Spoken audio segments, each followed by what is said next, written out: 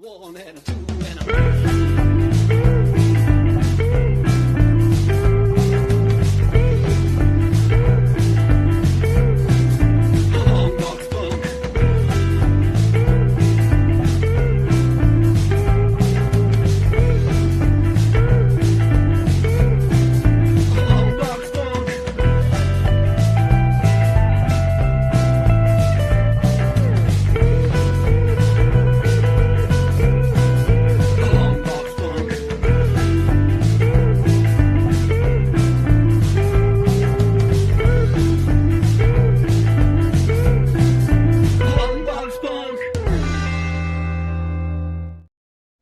Well, happy spooky season to you. We are running out of time to say that, which breaks my heart. But until we get to the 31st and everything is done and all the creeps have gone away and the ghosts have gone back to whence they came. How's that for a casual word on a Monday here on Long Box Punk? Bravo. That's me. I am Chris. I am the punk, and I am joined by Ed Hunts. Thanks for hanging out with me, talking horror.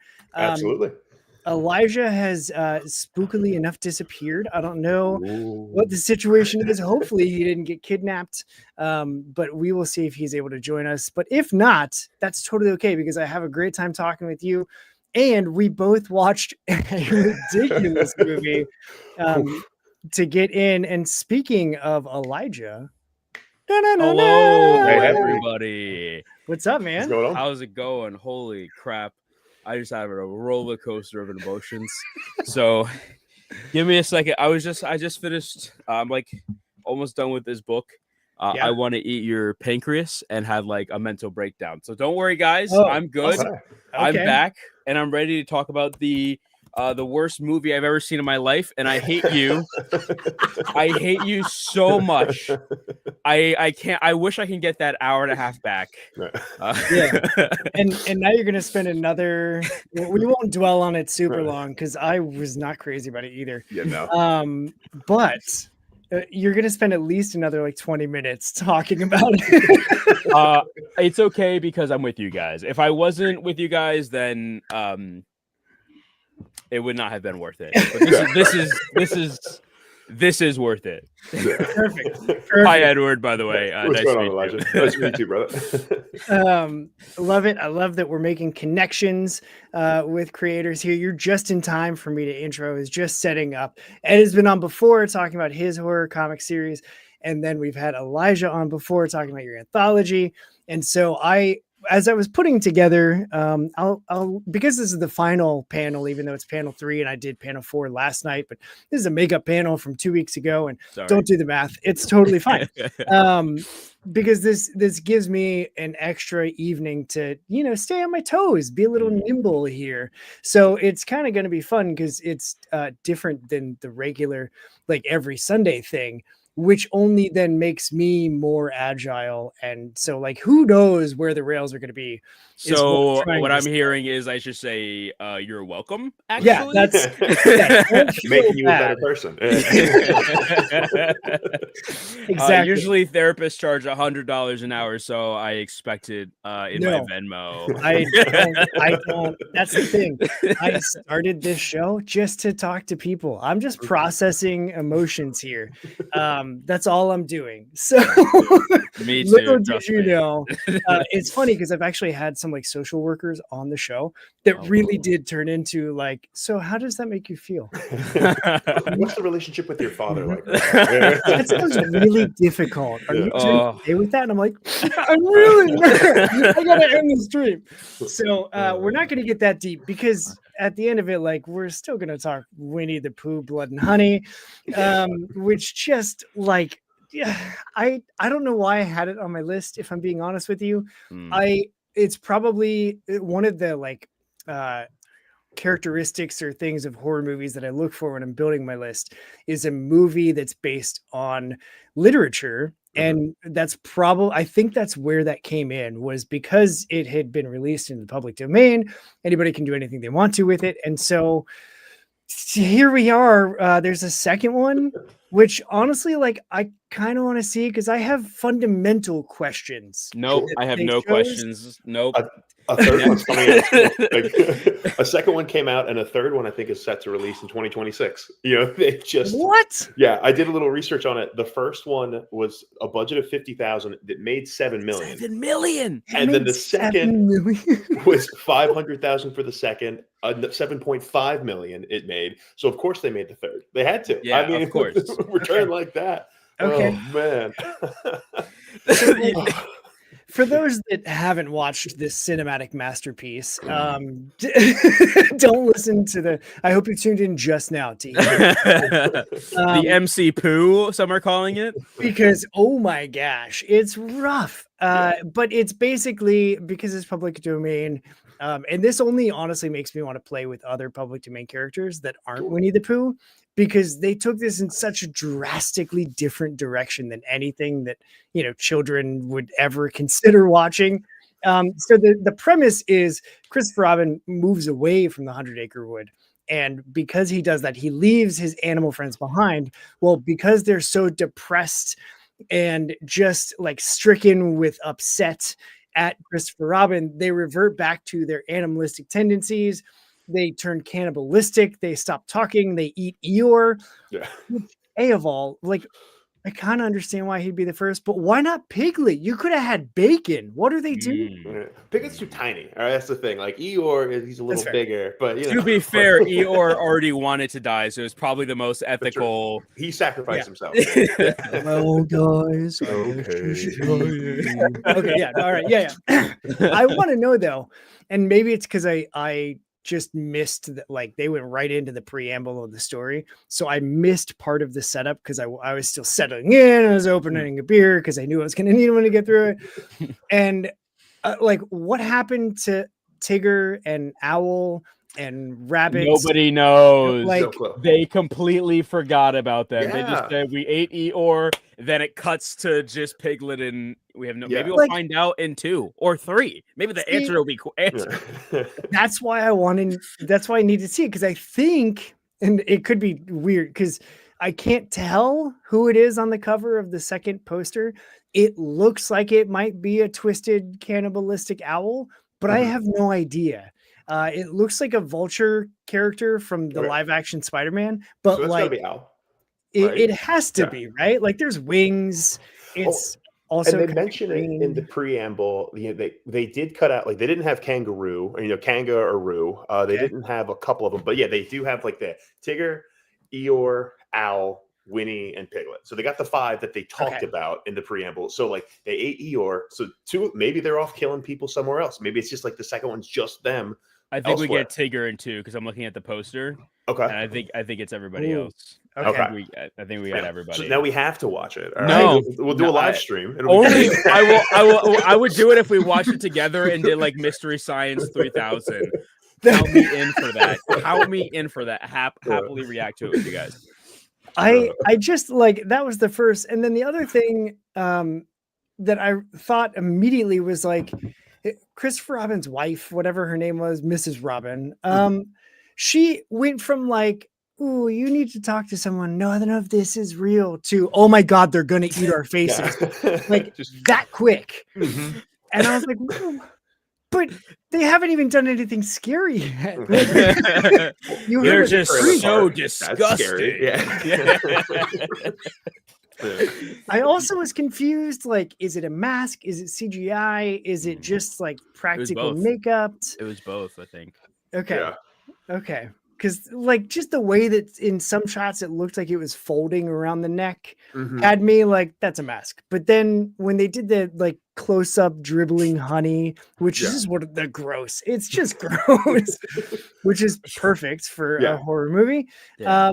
I was like, okay, no, that looks really good. Like that's excellent. But then everything else was just very, it was very like lackluster as a whole, honestly.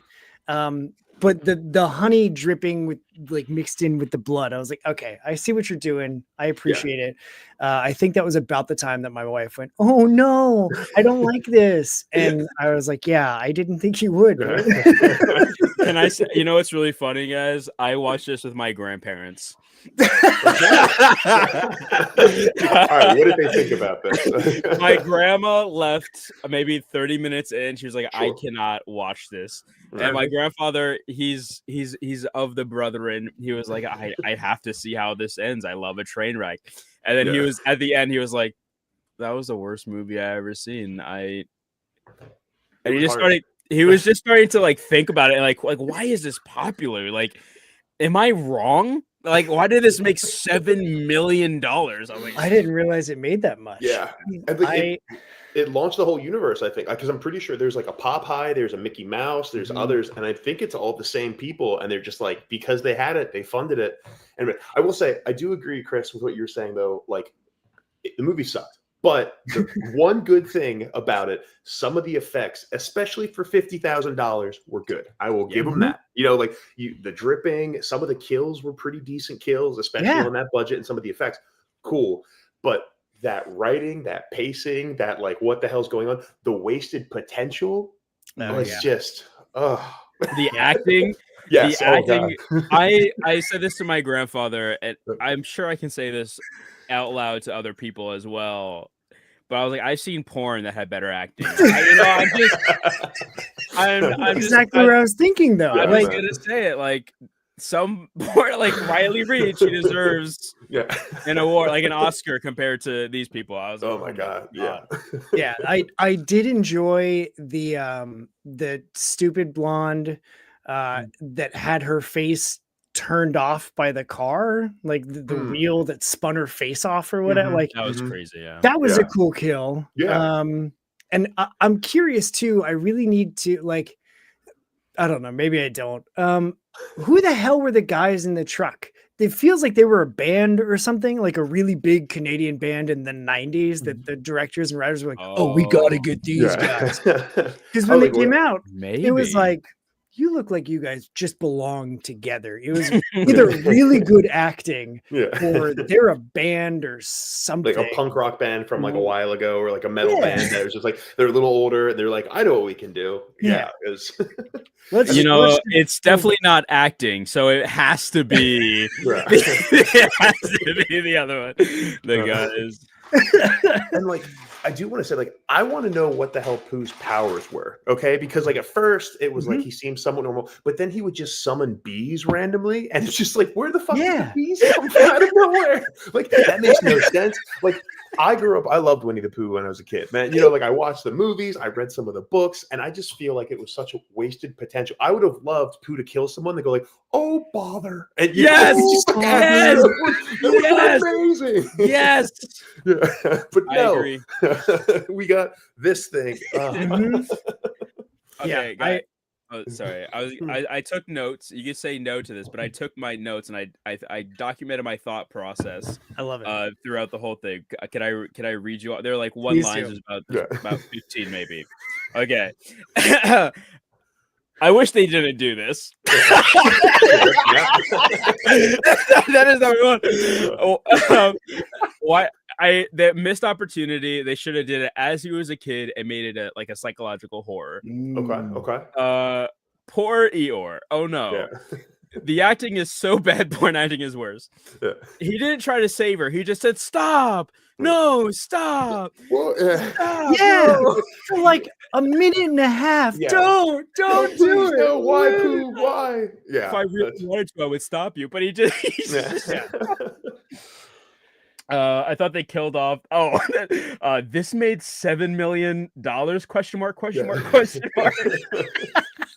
Yeah, man.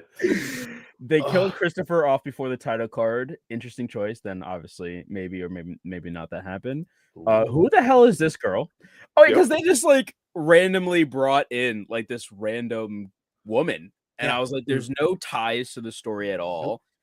You talking about the one at the end that was like her face was all cut up and everything, like that far in, or like earlier on? No, just the group of women. Like it was just like, okay, this person came out of nowhere. Why? Yeah, that was such 100%. Yeah. No, feel free to say things. Oh, yeah. I'm just gonna, No. It's just like, they just brought them in, and you're just like, okay, I know what we need. And even like some of like they tried some of the tropes of like, okay, we're gonna be out here in the woods, but like they came out of nowhere. Of course, you need to have like the first kill with the woman in the wood chipper. Like, of course, we just like rip off her top, and then just like I'm like, okay, yeah, like 100%. But just like the randomness of everything was like people were just plot devices to try and move this plotting thing forward, and you're like, come on. Actually, there's the missed potential. That was the big thing for me. Like, I was just so upset about all the missed potential. And I was like, they could have been done so much cooler and funnier. Because like play to the campiness, play to hokiness, do that. Yeah. But like don't just have like some silent thing just walking through when it's just like a face. It could have been anybody. It literally could have been anyone. So why make it Winnie the Pooh? Make it whatever. I know why. Money. Money. And they were right. They were right. It worked. I mean, and you know what? Like, respect the game on like 100%. You did it. Like, hey man, but I'm not happy about this. It's like I'm sure they're like crying. They're like, oh yeah, we made a bad movie, but they're like patting their eyes with $100. Yeah, like $100. Yeah, exactly. This is the worst. I did. One of the things you said made me think of one of the notes that I took. Was like some of the kills were very brutal and like very well done, and then others were like, guys, we have like $7 left. Bees. Yeah, bees. Points in the background. He's like, yeah, bees, get them. Yeah. Like, what? Yeah, CGI is easy for a swarm of bees. So why are bumblebees even attacking like that? That's not how they work. Yeah, that's not how they work. Bumblebees are good people. Winnie the Pooh isn't the queen bee. He eats all their honey. No. And apparently bees would feel like he's like the enemy. He's stealing all of their honey, like all of their hard work honey. It doesn't make any sense. Which is, I guess, fine. There were news clippings in the title opening about like the 100-acre woods being a bad place to go. Yeah. And then she decides to go there. Yeah, that's where she chose. Yeah. That's where she chose. This line is, it has the worst kind of people. British people. I love my British people. I'm just kidding. This line just says booby. Fair. Bike generator is hilarious. What was the bike generator? He's in the cabin. He's powering the whole house by a bike. Yeah. How did they do that?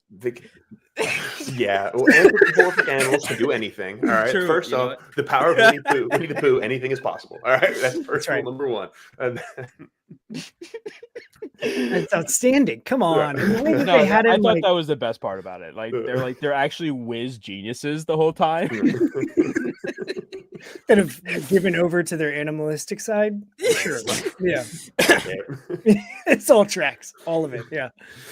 My grandma tapped out at 35 minutes. Proud of her for surviving that long. I said I'm surprised this was written by somebody and they admitted it. It just feels like they did improv the whole time. You're just like, get in there.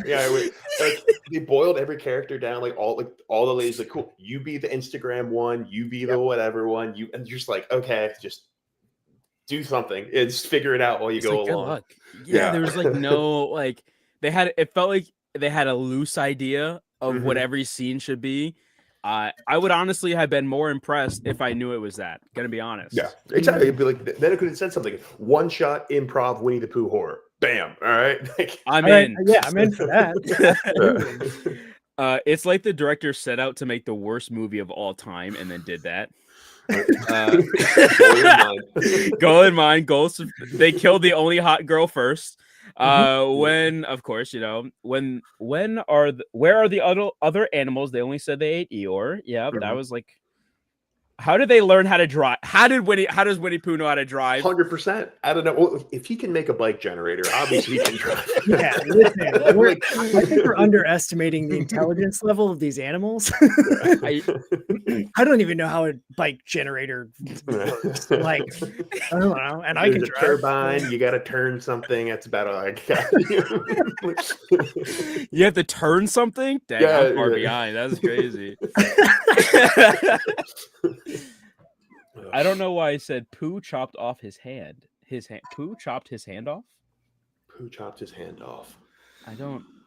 What was that part?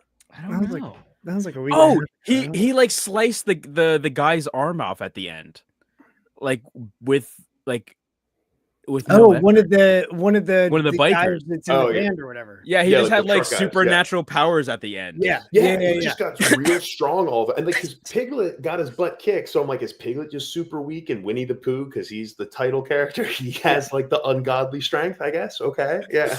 Yeah. I mean, they were like blasting him though, like tire irons, baseball bats. And I honestly was waiting for God Save the Queen to come on from Shaun of the Dead, where they're like beating in unison. Okay, hold on. That would mean they would have put thought into this movie. Yeah. That's fair. And my last note was, God, I wish I could get this hour and a half back. I love it. I love it. I will say, I think I heard that the second one's supposed to be a little better. If you look at like the Rotten Tomatoes score, number 1 is like a 5%, number 2 is like a 35%. So it goes up a little bit. Significant increase. Yeah, I think there's a little more writing with it. I don't know, but yeah. And number 3 is going to be at a 48%. You know, it's only up from here. Yeah, exactly. Oh, when you started at the bottom. Yeah, exactly. Now we're here. All right.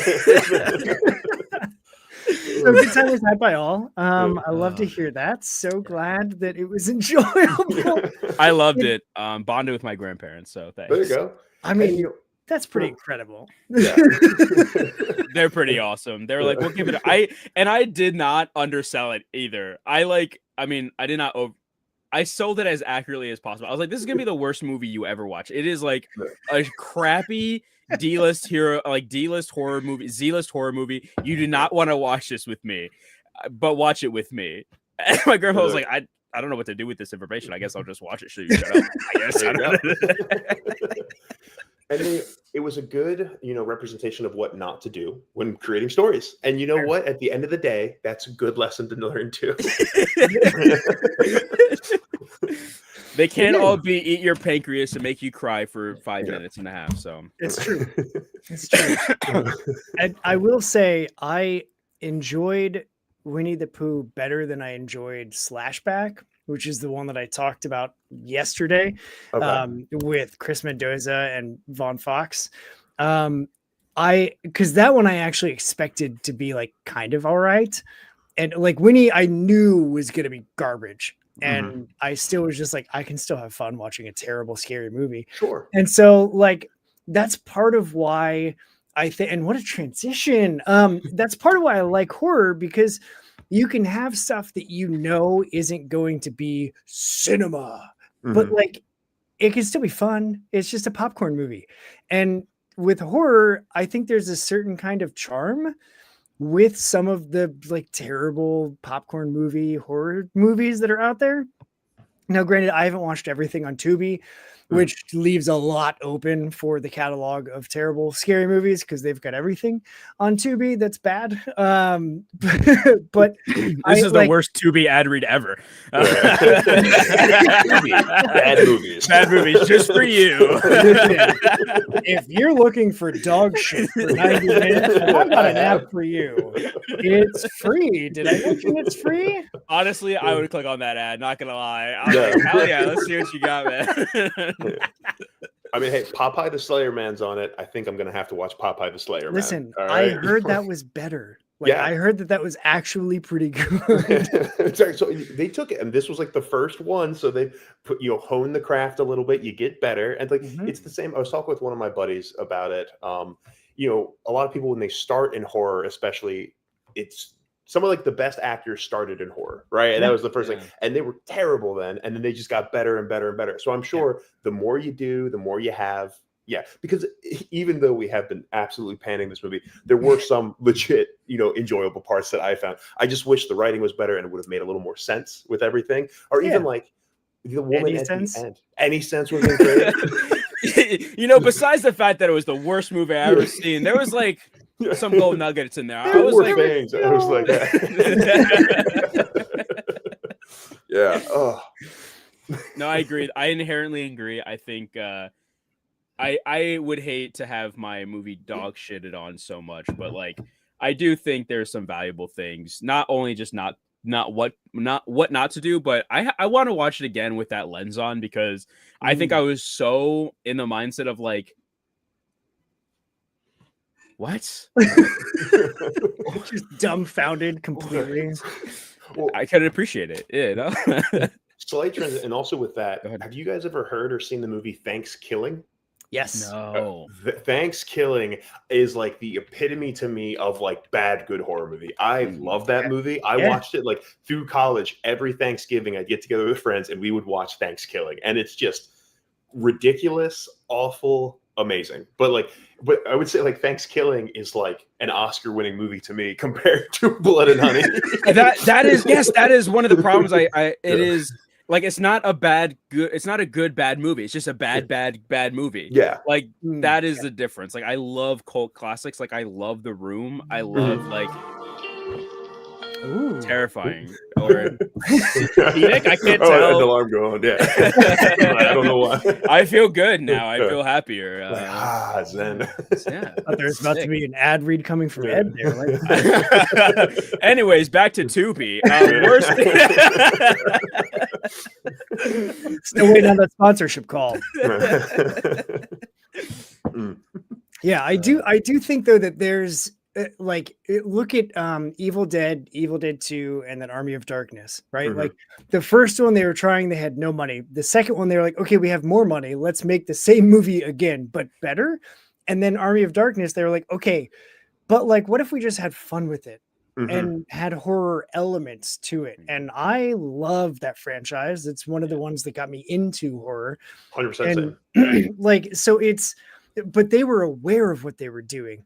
I think the Blood and Honey crew thought they were making cinematic gold. Like that's the difference, is they were unaware.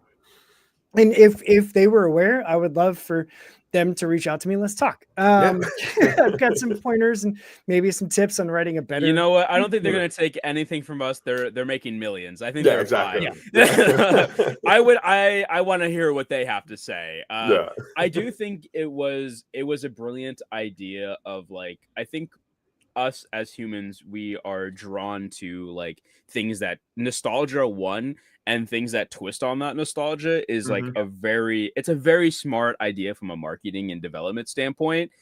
If only, but you know, I don't think it would have got as much money if it wasn't that bad. Like negative news spells so much more. Somebody's sells so much more. Somebody's going to hear us say this is bad, and they're like, I can't be that bad, or I want to see how bad it is, and they're going to watch it, and therefore it just kind of snowballs into. Yeah, because you part got of why like I wanted to see it. Yeah, I mean, you got the first people. Same. Like Winnie the Pooh. You're like, cool. Winnie the Pooh horror movie. You hear that? I remember hearing about this on like, on the radio when it was like getting released. It was like the news. It was like the new Winnie the Pooh Blood and Honey. It was like, okay, I want to check that out. And then hearing about how bad it was too. Like you get 1-2 punch. Like people are going to want to watch it because Winnie the Pooh. And then when everyone pans it and says, "Oh my God, what the hell?" Then everyone's going to be like, "Well, maybe I will check it out now for that." Yeah. And it's interesting, I think, because it has like the inference of a bad horror movie is different for a lot of people, because sometimes they hear bad and they're like, okay, maybe it's like fun bad. Like I'll enjoy that bad, and then they get into the theater and they're like, oh. They weren't joking. Bad. They weren't joking about it being bad. And then, news spreads. But then it spreads and the cycle repeats, which is, if they did it on purpose, genius marketing. It was shock, which good horror is. So, I tip my hat in respect, but not writing respect. Yeah. And then something that's so much fun. I was just about the campiness when you mentioned Evil Dead, because like I also love Evil Dead, and like you get the whole Evil Dead 2 when they just up the level of campiness and a little bit of humor. Like you have the hand crawling around, so not only it's cool effects and it's kind of funny and campy, and you have crazy stuff going, and then just to take that where it is, like that's when you know what you have and you really play to the strengths of what it is that you got. So, I'm going to hope, fingers crossed, that the other movies, because again, I heard Popeye is a much better movie where it does get a little kooky and a little more like, I hope it does. If he doesn't say, while punching someone to death, I was very upset. But like, I want that, like, I didn't know I needed that until I saw that this was a thing. And now I'm like, I feel it in my soul that that's what I need. That's awesome. So another franchise that I feel like does that same thing of possibly the marketing is just all guerrilla style is Terrifier, where it started as a short and then it became like part of an anthology and then it spun out to its own thing still as a short. And then they released Terrifier 1 silently on the web and like it started making its rounds. And then Terrifier 2 came out and they released it in that limited series run it like in movie theaters. And that's when it exploded because people were going. And apparently, like, I'm just a demented person because I heard of like, yeah, they're passing out and they're puking and blah, blah, blah, blah, blah. And I watched it and I was like, oh, that's it. Okay. Like I've seen so much worse. Yeah. I think there are people that when they say that, like they just have never watched a horror movie. They just get someone that's never seen a horror movie and they're like, here, watch this movie and then see what happens. This will be fun. Yeah, this will be great. And then like, okay, when you have, yes, that's the only way that makes sense. Because yeah, I mean, I haven't seen 2 or 3 because I am a little squeamish at times. And I know like, but I mean, like, yeah, it's a whole bunch of shit going on. That's why with Terrifier 3, I remember here, like, they're just trying to push how far they can go. And I'm like, you know what? I know me. That's cool. But yeah. Thanks, but no thanks. Yeah. I mean, the second one did have, I was like, oh, this is probably where people were puking. Got it. Makes sense. Yeah. Like they get real in there with the like twisting of the screwdriver and the muscles and blood just squirting. But, and that one's another one where it's like, there doesn't have to be a written story because it's just a silent clown murdering people and like enjoying it. And that's the whole thing. And so it's like, what story do you need? And then it kind of goes into like, well, do we need a story that makes sense to have blood and honey? Because it's like at the end of the day, we're watching that movie to see Winnie the Pooh kill people. And he did. And so like, if you only look at it from that perspective, mission accomplished. It was bad, but I don't think it hit that. I actually really agreed with Ed that it didn't. And what I'm kind of hearing when I'm listening to you guys talk is it didn't lean into it enough. Yes. Like Terrifier works because they lean into it. Evil Dead works because they lean into it. They know what they have in their hands and they lean into it. And I don't think they did that. I'm trying to think of like, what is that? Not Expendables. It's the other one. It's the action movie with all of the public domain characters. Oh God! On League of Extraordinary Gentlemen, aren't they all public domain characters? There was a comic. Yeah, so it was the comic that they took. Comic. Yeah, and I think he was allowed, probably because they were just like classic characters. So yeah, made in like so many of them were a while ago. So that's why he was allowed to use them. So probably, yeah, League of Extraordinary Gentlemen. Yes, thank you. Yeah. Thanks, great. I'm not crazy, but I remember doing it, and it's because they lean into who those characters are, and it's a natural extension of those, which makes it kind of fun. I think that's the best kind of public domain, or a twist that makes sense. Like I would argue Absolute Batman is like the best kind of twist, right? It takes the character we know, and if you understand it at a fundamental level, this is why Absolute Batman is appealing so much, at least to me, because it is completely different from Batman, written by someone arguably, I think, who knows Batman best. It's hard to argue that.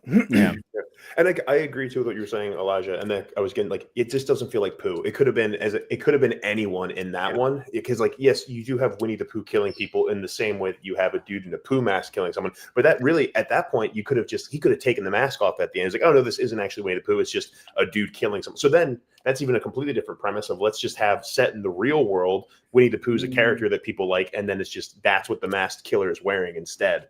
But like, if you're gonna have Winnie, do stuff with Winnie, with all of that. Like, Yeah. let him float on he's a little gray rain cloud. He's floating on a balloon. And then he just falls down and chops someone in half. And he can't be wearing any pants either. Yeah, Come on. Right. He didn't even Winnie the Pooh it. Come on. No. Yeah, those are the things. You're right. Some of like adding those in with the balloon thing, like figure out a way to where he like falls and crushes somebody, and that would be amazing. And you could do like legit jump scare horror stuff. Like, people think that they're getting away, and then all of a sudden he's floating in over the trees, and like, you laugh until he lands on someone, crushes them, and then keeps it moving from there. That'd be sick. I'd like reaches back and just like paws up some blood and eats that, and then paws up some honey and eats that. 100%, now it would be okay. Unironically, it would be an interesting, like, almost like he couldn't eat honey and he had to like eat something, and that's how he got like the taste for blood. Like, I wish there was just like a logically, like, there's like, it's just like, oh, but that's maybe I'm asking for too much logic, I mean, you might have been, yeah. But so, okay, if you look for logic then in horror, like what's a movie that you feel does that well? I mean, even Evil Dead does it well. I mean, like, it's real to that world. Yes. Like that. It doesn't need to be completely logical. Like, I love Harry Potter, not very logical logistically, but to that world, it feels real and is logical to that world. It sets the rules. Like, these are the rules of that world, and then follow those rules and do everything. When you just kind of like it's kind of like if you're going to foreshadow something. If a twist is going to happen, you're supposed to foreshadow it. That's kind of, from a writing perspective. So like, have the rules, establish the rules. This is what you have.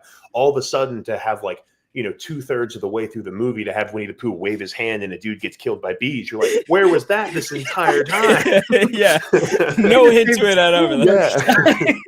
Yeah, like, no, you go. No, I'm sorry, you go ahead. No, yeah, but it was like, and like 100%, like, follow the rules, have what you have here, and then you can do anything you want because you made that system and you have that plan for. But that's what, even like, for instance, Winnie and Piglet aren't talking in the entire movie. And then you have that woman who is there, she's an exposition piece who was tortured, and they'll cut up. And she's like, how does she know their names? They're not talking to anybody. Why? Only Christopher Robin knew these people were real. Where did she come from? Yeah. Yeah. Just like, and now someone needs to stay behind because they're super angry solely so that way we can see her get killed. And you're like, you're not following what you're setting up here a little bit.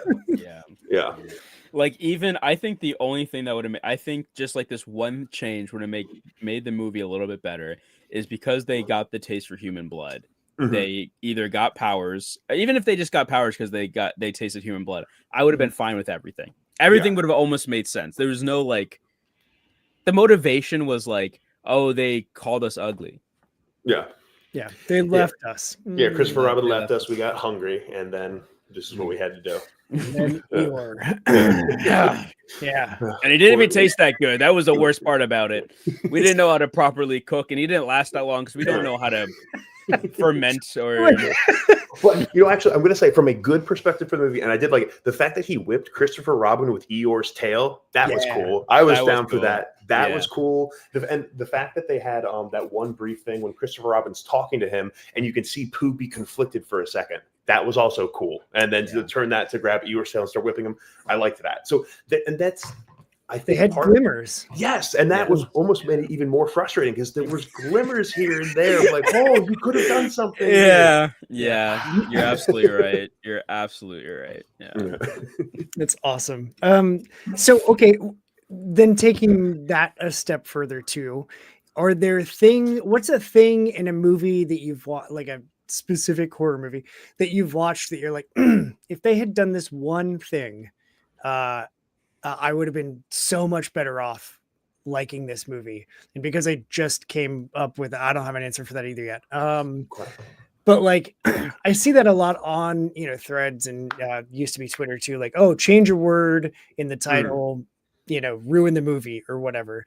And so I always like those because it's kind of a challenge of like, well, if that's the limit and I can only do this one thing, what do I do? And then how do I change it in one that makes the most impact for what I'm doing? And so thinking about a movie, that you watched that like, oh, if you had just changed, like, okay, Blind Box, right? Everybody under the sun seemed to have watched it all at the same time.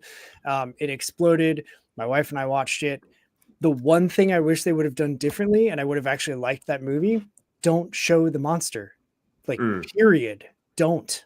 Because But you mean Bird Box, by the way? So you said Blind Box. Yeah, Bird Box. Okay, gotcha. Making sure I was saying, I was like, Blind Box. Okay, but yeah, Bird Box. No, 100%. Totally agree with everything you're saying, man. Yeah. Like, that's one where it's like, if they had just not shown that baby, whatever the hell, I would have been totally fine with it. But the fact that they had this whole terrifying setup and then like, oh, it looks like that. That's like, I immediately checked out and I was like, I'm done. This is stupid.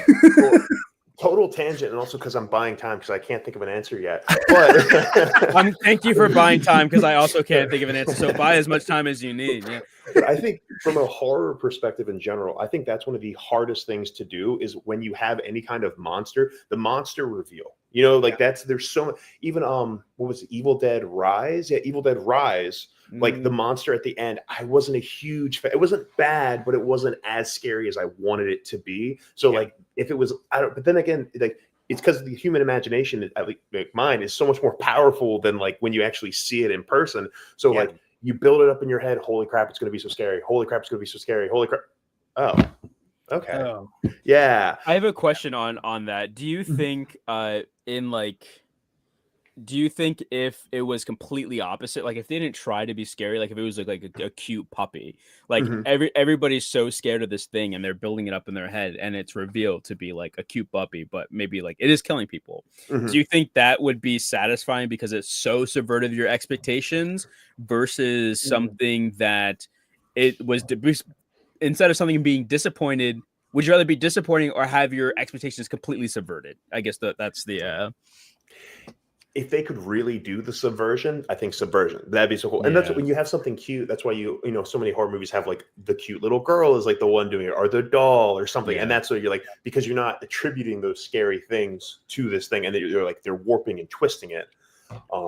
But yeah, so I'd say but that's the problem. Subverting expectations can also be very, very difficult, and then they can flop that pretty hard too. Sure. So yeah. That's like the movie. I'll buy you both some more time. The movie Orphan. Oh yeah, yeah, fair, like 40-year-old lady. Yeah, perfectly terrifying because it does not at all look like I don't know. I know I saw it like around when it came out, and then I completely forgot about it. And then when I rewatched it, I think that was just last year. I rewatched it and I was like, oh God, no! And it just like it hit me completely different because I didn't remember that she wasn't what she was parading around to be, and I was just like, oh, that's so, God. And like there were so many different levels of not just the like violence that she was willing to go to, but also like the obsession that she had with the dad / foster parent adopted person, that she was like willing to do whatever to just try and get him. And then knowing that she had done that several times prior was just like, oh God, that's like several layers of horror. And that for me is a sweet spot. Like if you get me not just on, because I can watch a schlock fest and I'm like, okay, like, oh look, Terrifier sawed his nose off with an Allen wrench. I don't know how you would do that. That's terrifying. Yeah. But like it's just like, okay.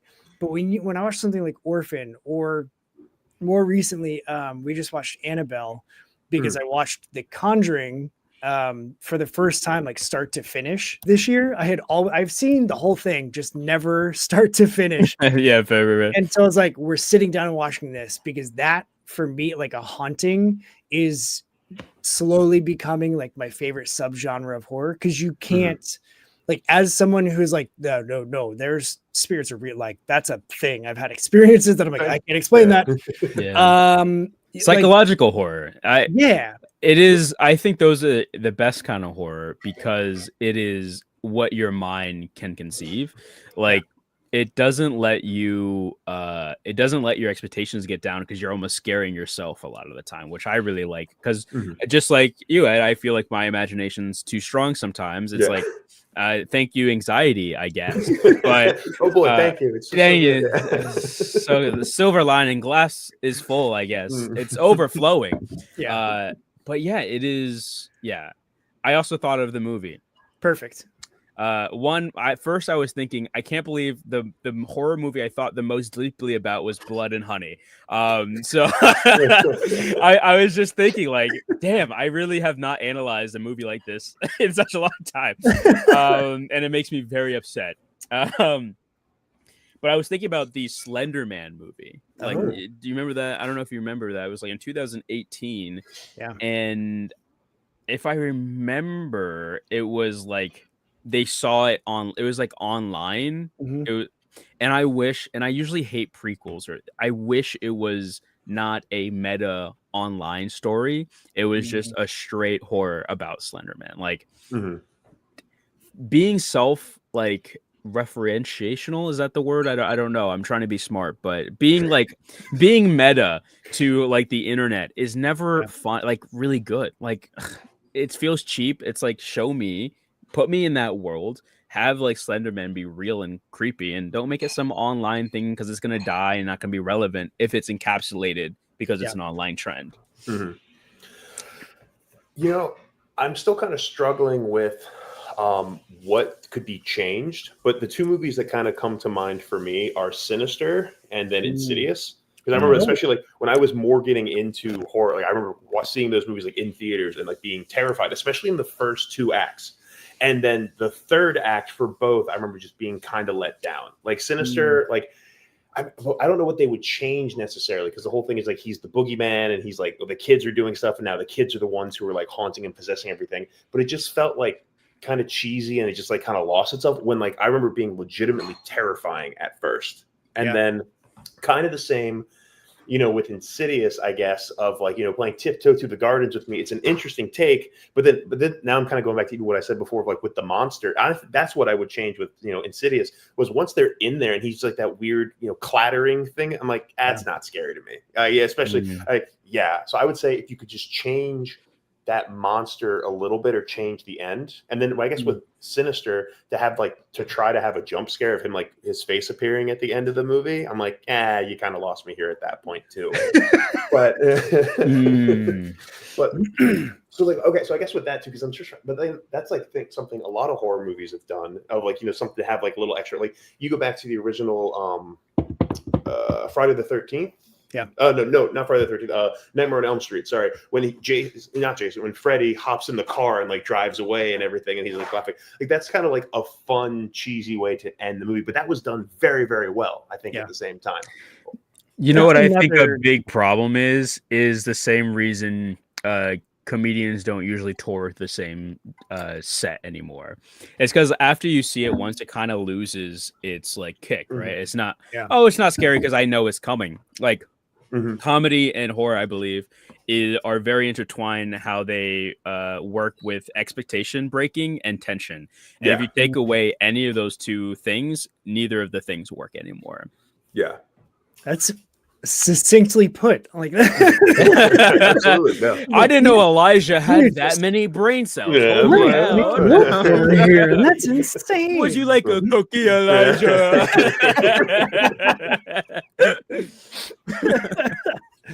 Yeah, I mean, you're absolutely right there. Like once you see, and so I fall into there's so many thoughts happening right now. I fall into the trap of like the best pop scares in cinematic history or whatever. And I always click on those. I know it's clickbait. I'm the clicker. Okay. It's my fault, but I'm always going to look because I'm always curious to find a new scary movie. But one of them listed The Conjuring, when the guy comes behind his head as they're sitting in the kitchen or whatever. And the like monster haunting demon person thing with the black and red face is like, doing that thing, right? And I read that and I was like, I remember that part, but I don't remember that being a pop scare. So when that moment was coming up, because I had seen the movie, just not start to finish. So when that moment was coming up, I just like did the side eye over at my wife to watch her reaction to see, because she will jump at every pop scare ever. Mhm. Yeah. She jumped a couple times in Blood and Honey. Love you. Yeah. But then she also was like, that was garbage. I hated that. Don't make me watch that again. And then I made her watch Flashback, and she was like, I'm done watching movies with you. Okay. But like I watched her. It wasn't really a pop scare, and maybe it's because she has also seen it. So Mhm. where now it's just like, oh yeah, here comes the guy. Ah, there's the guy. And it like, I still look forward to some of those if it's like a really good, because I watch horror movies all the time. I have seen way more than my wife has. And so sometimes I'm like, no, we should watch this one this year because I watched it 2 years ago and I think you might actually like it. And so I know that I anticipate the scares, but I also like just having studied. God, I sound like a pretentious asshole. Having studied cinema.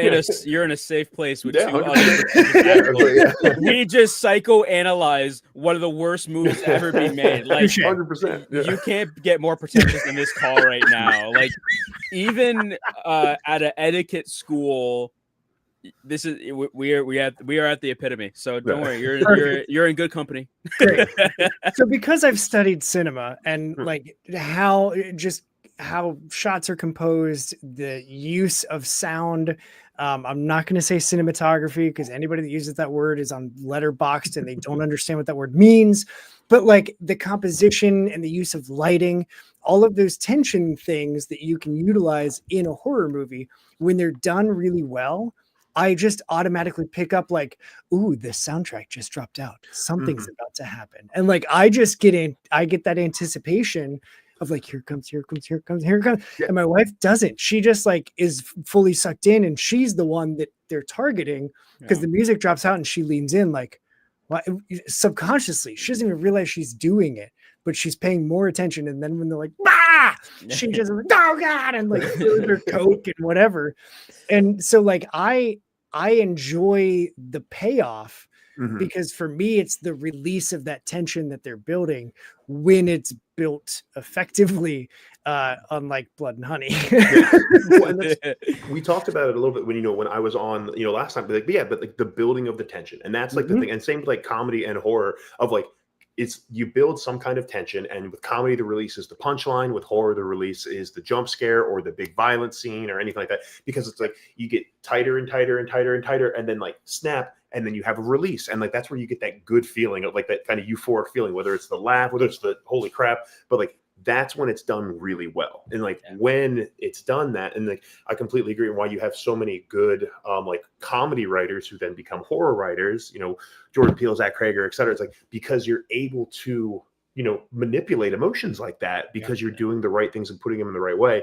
That's why it's so effective. So that's the best part of horror and comedy, is just you get that like unexpected release of like the tension that's built up. Yeah. And I was also explaining this actually today to somebody, because the same thing with almost with everything with marketing, like it is important to be different than everything around you, because if you can become that tension and pattern interrupt, then people pay attention to you.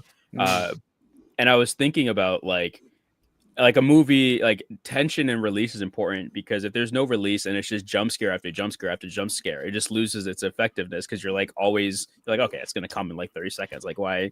I just there's no time to relax, and there's no time to build that tension again. So and there are movies that I think was it Gravity, where she's lost in the little shuttle in space trying to get back to Earth. And there's a lot like that whole damn movie. I was holding my breath, and like I left it, and I was like, I'm exhausted, because I realized like all of my muscles were tense the entire time, waiting for the shoe to drop, and it never did until finally she was like breaking the water back on Earth's surface. But it was just like, I don't even know if that. I don't know what the movie's even classified as. A thriller? Yeah, probably a thriller. But yeah, it's a thriller. Yeah, but like insane. Like I watched Midsommar again recently because I think for October, and like that movie does a phenomenal job of like building the tension, because you just have eeriness, and like it's an eerie beauty that entire time, and you're just like left the entire time be like, what the fuck's going on? But it's all pretty and it's all cool and it's all just so well executed that you're just like, it keeps building and building. And then you just, again, have that release, you have the fire and you're like, whoa. Everything is crazy. Yeah. And it's the same of like at the end of it, you're just like, whoa, I am kind of tired from just watching this a little bit.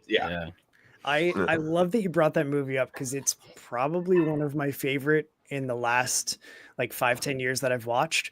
I fucking love that movie. And it's because for me, like, I can't help but analyze this shit. It's the juxtaposition of everything is bright and beautiful. And oh my God, the landscape and the flowers and these people are all so happy and content.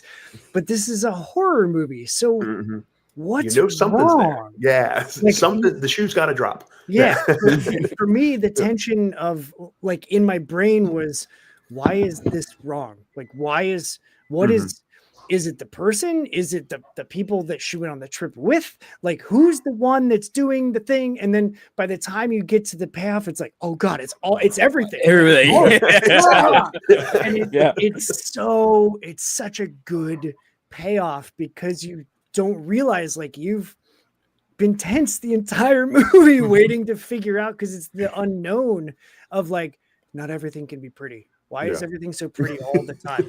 When I first saw that movie, I was so upset because for the longest time I had the idea of doing a horror movie set in a beautiful landscape.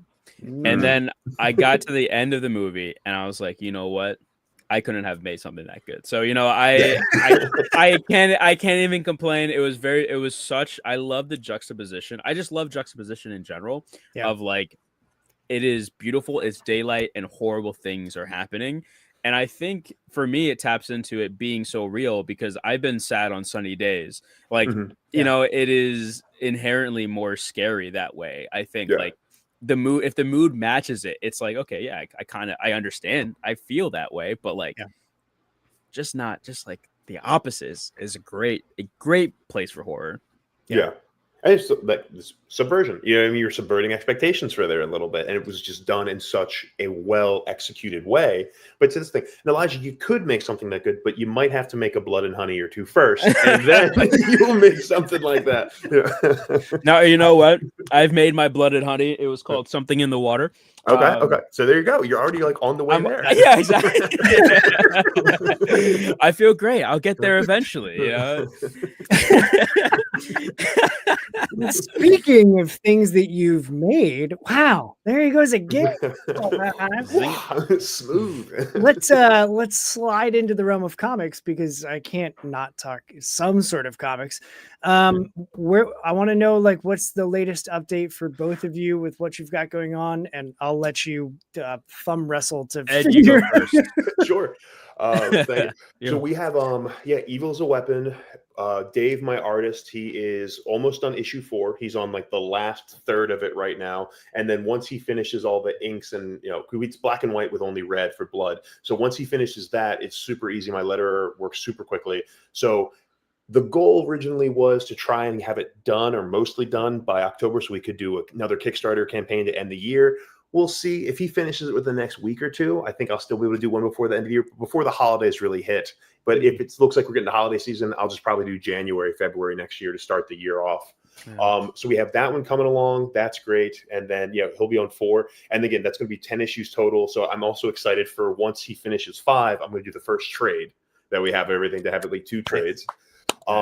Thank you. Yeah. And then I have another anthology series that I talked about called Assassin Tales.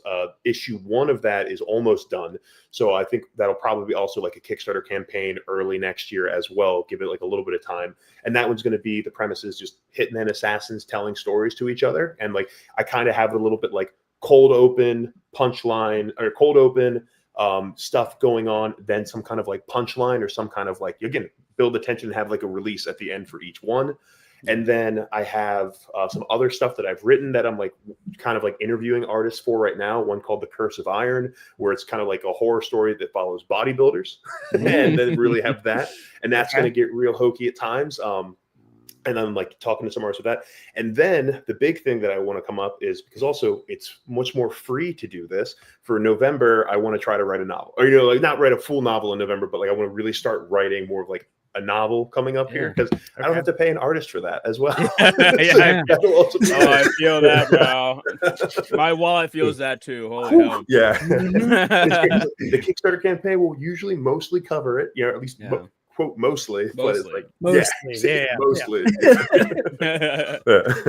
It's awesome. So for people like Austin who want to know more about the Curse of Iron or keep up with all of your projects, how do people keep in touch with you or keep up with you? Including Elijah. I want to know too. Including Elijah. Sure.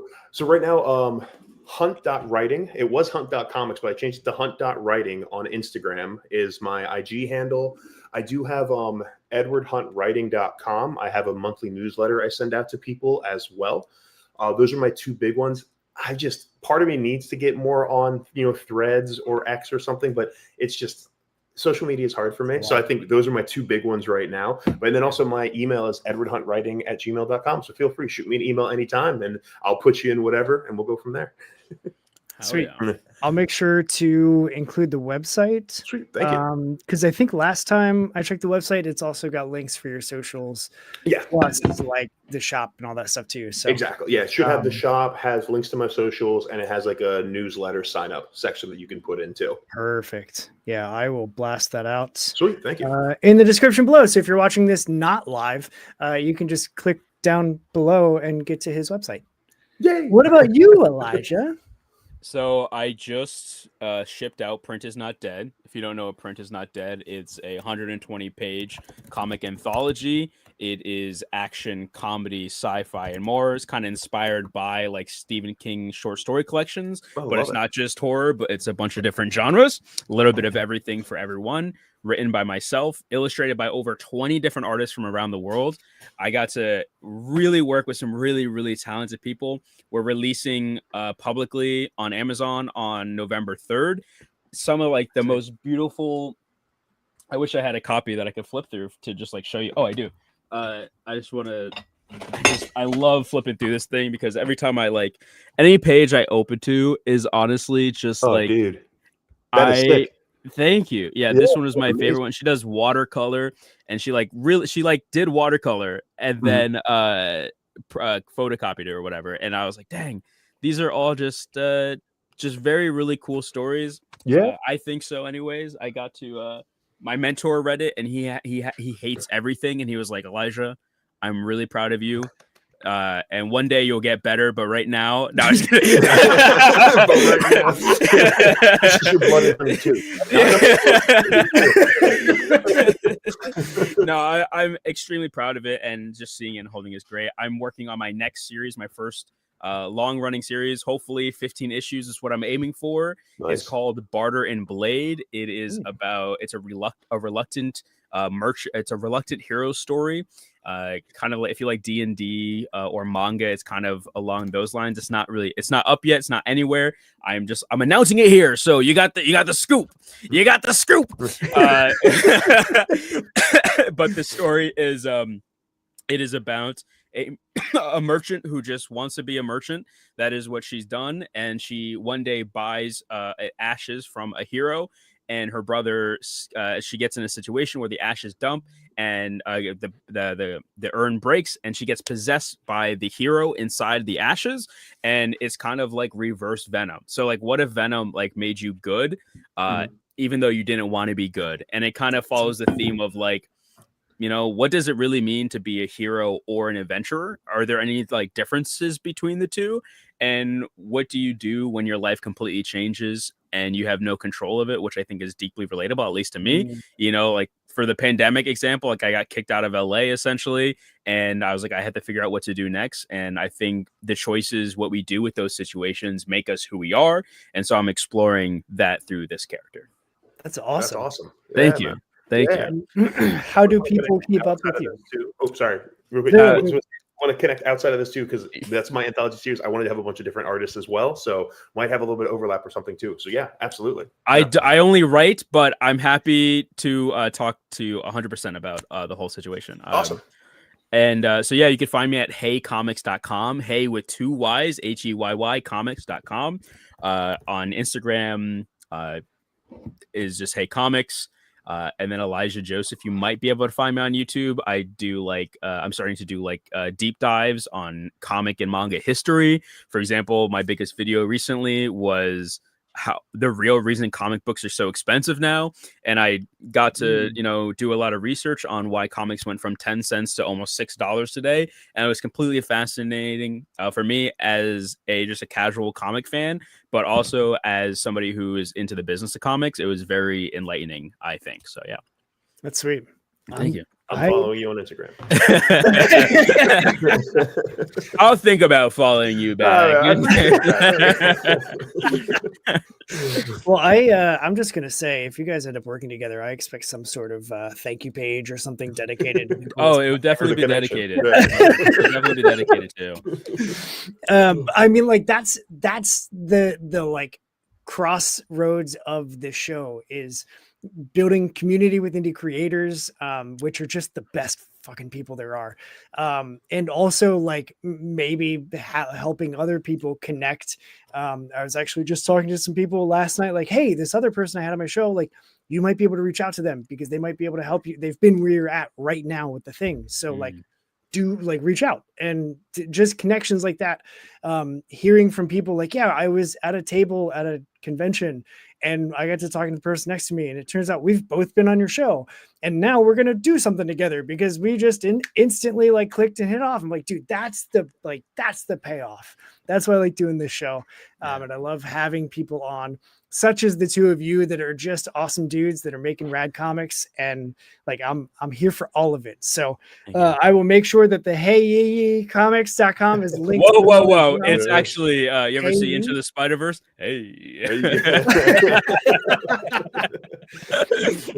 Perfect. Well, I'll add the comics down below. You can get there. I've also got my Substack there because I'm just gonna be focusing on Substack. I've got the socials. I'm burnt out, man. I'm so sick of all of them. But Substack right now feels really fun. And there's a lot that you can do. And so playing with the different stuff there is what I'm doing. And I hate to even say it, I don't have any toxic interactions. There's not a lot of either. Why would I even follow you then? Maybe you're the thing that's missing. You just need to bring we could do fake rap beef. Let's go. Comic beef, we need it. Hey, I hate that. Pat. Yeah, oh man. He said my website has 3 Ys. You're a horror poser, dude. Come on. You actually liked Blood and Honey. How dare you? That's the ultimate diss. This has been a great cap off to just a super fun, scary season. Thanks for both coming on and hanging out and suffering through an 1.5-hour movie so that we can laugh about it for almost an 1.5 hours. It works out well. I think we need 30 more minutes to balance it out, but it was watching it was well worth getting to hang out with you guys for an hour. Absolutely. So, yeah. Perfect. Well, I've got your links below. My links are below. Hang tight. I got logistics for you, but for everybody else, go do what's good for you and watch some scary movies and read our comic books, especially Ed's. Don't do mine. Don't do mine. It's awful. It's terrible. You'll regret it for the rest of your life. World's worst comic book. That's ever. Ever. Yeah, that's just read bad comics because they're good for it. We're out of here, y'all.